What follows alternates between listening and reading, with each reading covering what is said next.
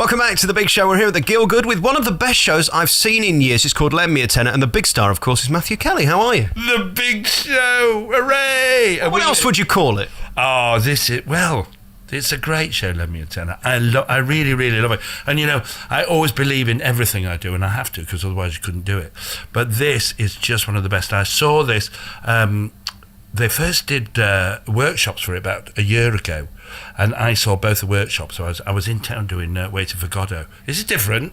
Slightly. Well, it's the same performance for me, obviously, just a different frock. But so I saw it then, and I said, I really, really want to play that.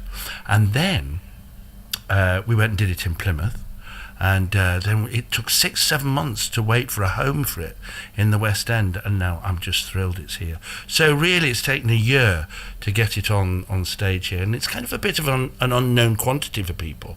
All I can tell you about it is, it's unique as far as musicals concerned, because it's a farce and it's a musical. And it's a musical based on a farce, but the farce element has been doubled up, if you like. And actually, strangely, the music doesn't slow down the farce for some bizarre reason. And I think that's because every song moves the story along. And when you get to the actual farce part of it, it's clean and it's pure and it's fast and it's funny and the timing is brilliant. And I just have to tell you, this is the best company in the entire West End. Well, I'm so pleased for you that it's working, because it's got decent music in it as well. That's not always a given in a musical these days, is it? Well, I don't know. What's great about this is, of course, it's an original musical, and that's kind of unusual.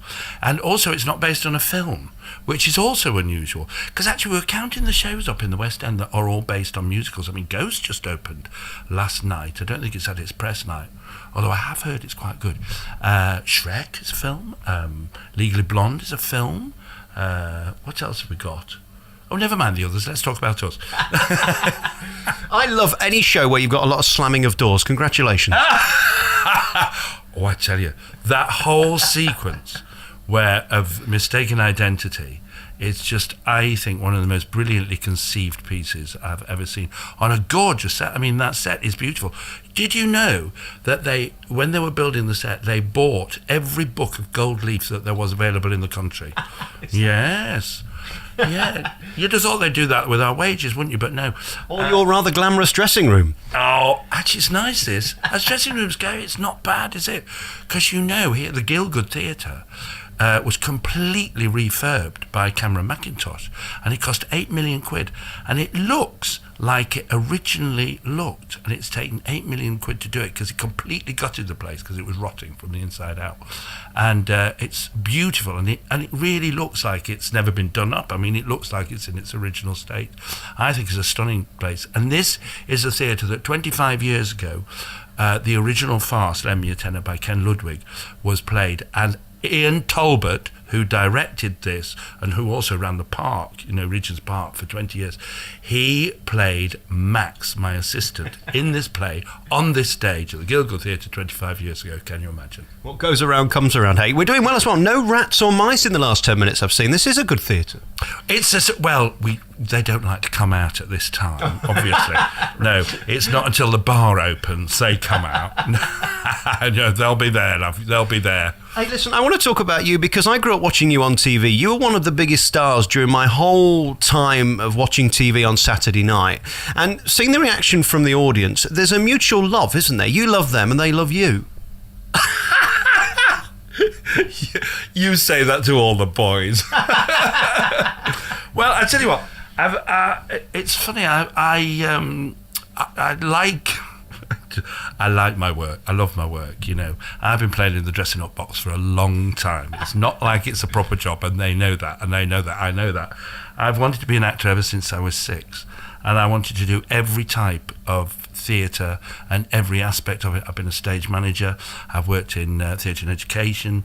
I've worked in Samuel Beckett, Shakespeare.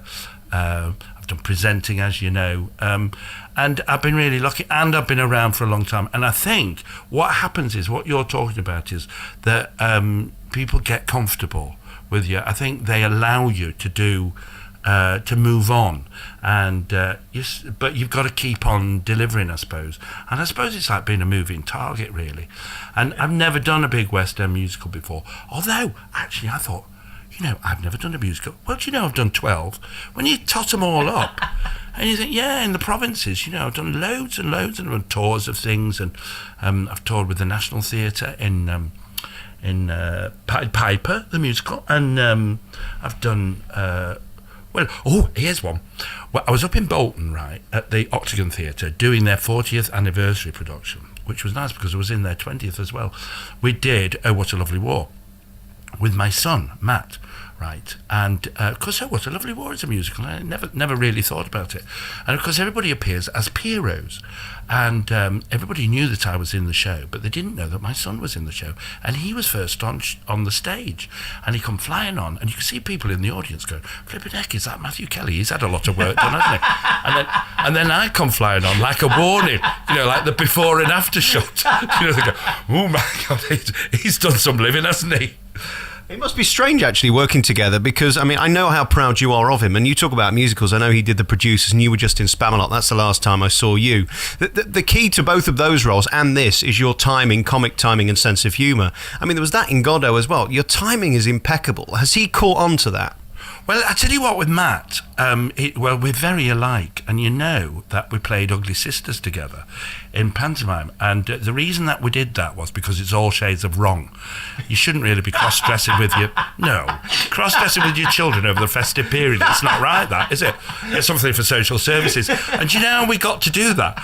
Well, we were doing Samuel Beckett up in Liverpool at the Everyman, and we were doing Endgame, which is one of my favourite plays, and he was playing Clov and I was playing Ham, right?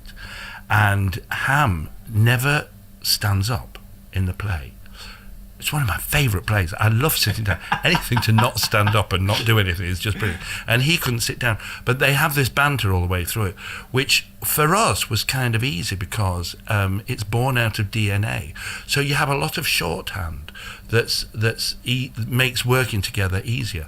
Anyway, to promote that, we went to the Paul O'Grady show. We'd never been on telly together before. And our management saw us and rang us up and said, "Here, we just watched you. Do you want to come and play Ugly Sisters?" Well, of course, we couldn't resist it because we are like twins in a way. I'm slightly older than him, but not that much. Mentally, I think he's probably older than me. He's certainly a nicer person than I am. Do you have to be careful there's not that, could you do it like that or change that because I know more than you because I've been doing it longer? Oh, no, that boy taught me everything I know. Really. No, I couldn't. No, because we have such a laugh when we work together. And even when we're not, when we're living in town, he has a flat above me, which is absolutely treacherous, you can imagine. He's just finished touring To Kill a Mockingbird. And he was playing Boo Radley. And I went, "Oh, Boo Radley, that's a marvellous part in To Kill a Mockingbird. Great, with Duncan Preston, fantastic. 5 months tour. And he'd just come out of Panto with Paul O'Grady. I don't know why they always put those two together because it's lethal, really. Anyway, I read it and it's only got 15 lines. And the reason you think Boo Radley is a good part is because he's talked about all the way through it.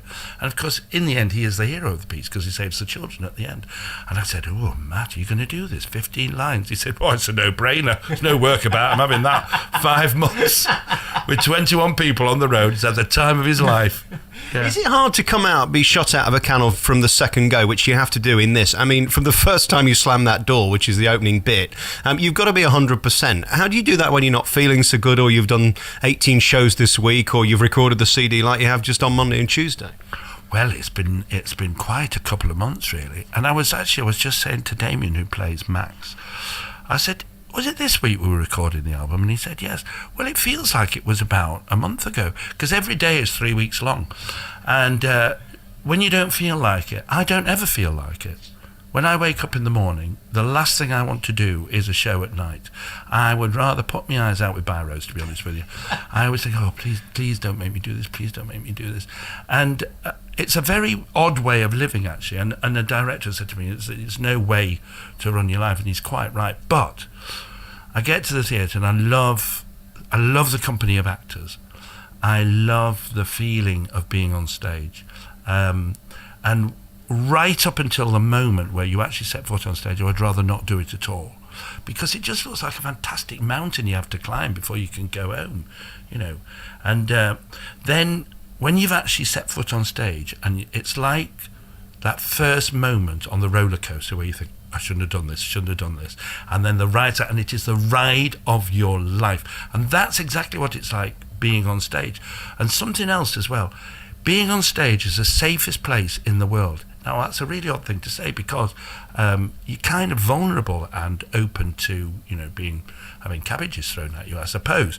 But in a way, it's the safest place, because you're always in the moment, so you never have to think about tax, about plumbers, about accountants, about relationships, about your health, about anything. You are absolutely in the moment, playing in the dressing up box, which is the most perfect place to be. So as a lifestyle choice, I couldn't have found anything better. But frankly, you know, at the beginning of the day, when I wake up in the morning, the thought of it is just appalling. I want to talk to you about something now. You're probably going to stand up and walk out or get very offended, and I don't want you to, because this is what journalists do, don't they? Wait till the end. Can I talk about your legs?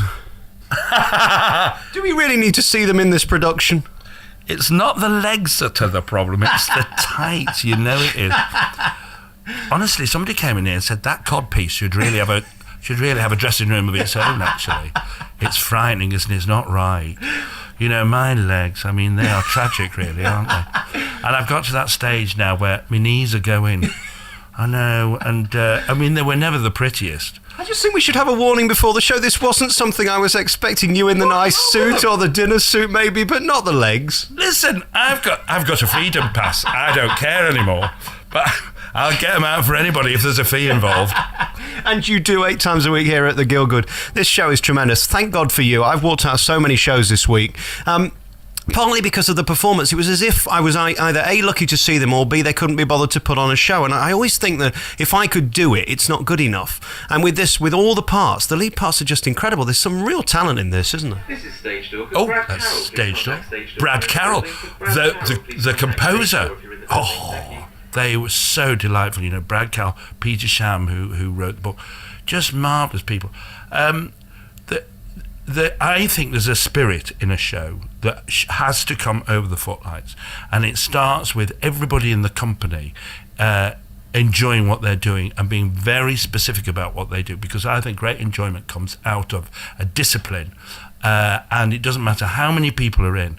And it's a funny thing, somebody once said to me, why do we always blame the people who turn up when there's a small house? Isn't it funny? You know, oh, there's a small house, haven't they got any friends, these people? Good Lord.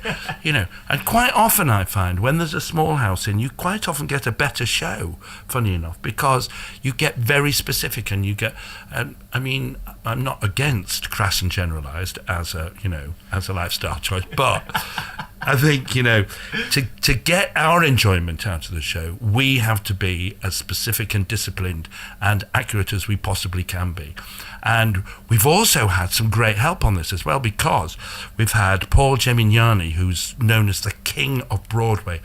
Honestly, God, what a terrifying man when he arrived, because I don't sing, you see. And I thought, oh my God, because he's got a terrible reputation. He's a very big man, and he's got great big thick bottle-bottom glasses that are tinted, and he's huge, and he's got no top lip either. Don't tell him I said that. But, and I went up to him and I said, oh Paul, I said, to be honest with you, I said, I'm frightened of you. He said, oh, you'll be fine, he said, and he gave me some pointers, and he was kind with me, because I respond to being nurtured and cherished. If people shout at me, I don't like it at all. I will go away and I will cry. Actually, I might cry in front of you. You know, I'm a coward and I don't care. Who knows it? And he was very kind and very helpful, and he kind of brought me up to speed with it. Because, I mean, the singers in this show, right, Sophie Louise Dan, who I eventually marry at the end, and frankly, who wouldn't? The number that she sings in this show is unbelievable. It's a blinding showstopper. It has every operatic aria you have ever heard in your life. It takes 5 minutes to do, and people go wild at the end. 32 seconds is the stagehands. The stagehands watch this. I haven't told her that. I hope she doesn't hear this. It'll frighten her off. There's another showstopper in the first half, I'm sure you would have noticed, which is a duet between Michael Matus and Damien Humbly, called Be Yourself, and it's so moving. I mean, it's a showstopper for a different reason, and I listen to it every night, every single performance I listen to it, and it makes me well up every time I hear it. I mean, I am a big soft Nelly, of course, but but it is a wonderful song, and it's very, and there's also wonderful nods to Verdi and to opera. It's the kind of show, I think, if you like opera, you'll love this, and if you hate opera, you'll love this. It's kind of, there's something for the whole family. I know now you've made it in show business because I saw you on Loose Women the other day. Oh, I love Loose Women. I love it. The trick is with Loose Women, don't let them talk. I'm there to flog me stuff. I go on there like I'm on the shopping channel. I just don't care. It's terrible, isn't it? Because one minute you're talking about your play, the next minute you're talking about periods. It's not necessary. Well, I think we should just synchronise our periods, and then we'll all be a lot happier. Does your heart sink when they say to us, none of us have seen it, tell us about the show? Because actually this is a show that's got to be seen to kind of promote, hasn't it? I tell you what makes your heart sink. The last show I did at the Duchess Theatre was Tim Firth's latest play, and it was called Sign of the Times, and I thought it was a wonderful piece of writing. And after 2 weeks, I did my first day of publicity, and it was the day after the notice went up. So I had to go on Alan Titchmarsh just after I'd been sacked to say, "Oh, come and see my marvellous show." And I couldn't say, "It's coming off in 2 weeks, so you better hurry up." Life is brutal, isn't it? Hey, listen, you must hate me. This is a 2-show day, and I'm wasting your time now. What happens? Are you going to have a lie down on the bed you sat on? Do you go and get coffee? Do we go and have a sandwich? What happens? Well, what do you mean? No, I love this. You were talking about my favourite topic, me. Are you insane? What is wrong with you? No, what will I do now? Well, I'm going to clear out this room because Damien has a bad back and he's got to have a lie down. So I promised him the bed, but he says it's the floor. But we kind of rotate, either Michael or me or Damien will have the floor, one will have the bed, and one will have one of these armchairs. I've got a bit of chicken in the fridge, but I'm going to go out and buy some wine for later on. Because, not that I'm a drinker. Oh no, because I'm a drinker, I always get those mixed up. Yeah, yes, I am a drinker, yeah. For the love of God, can you make this sound more showbiz? I mean, we're here in the West End and you're making it sound like you're in some hovel. Listen, it's a weird thing. It's funny you should say that about hovels. I feel right at home in hovels. I feel a little bit uncomfortable when I'm in a dressing room that's really been done up. And when they've been done up, they look a bit like, a National Hilton. Premier Lodge, isn't it? Let's be honest. It pretty much is. But these are nice dressing rooms, these. But I like sharing dressing rooms, don't like being on my own, because it's part of the camaraderie and part of the bonding and the trust that you have to have on stage, because I think that's what makes a show, because if you've got a company that's gelled together and they're all working towards one thing, then it will be a glorious show, as the show has been described as glorious. And it is. Matthew Kelly, thank you so much. Keep on keeping on, because you're tremendous. Your energy is just inspired, and this show is fantastic. The talent in it is brilliant.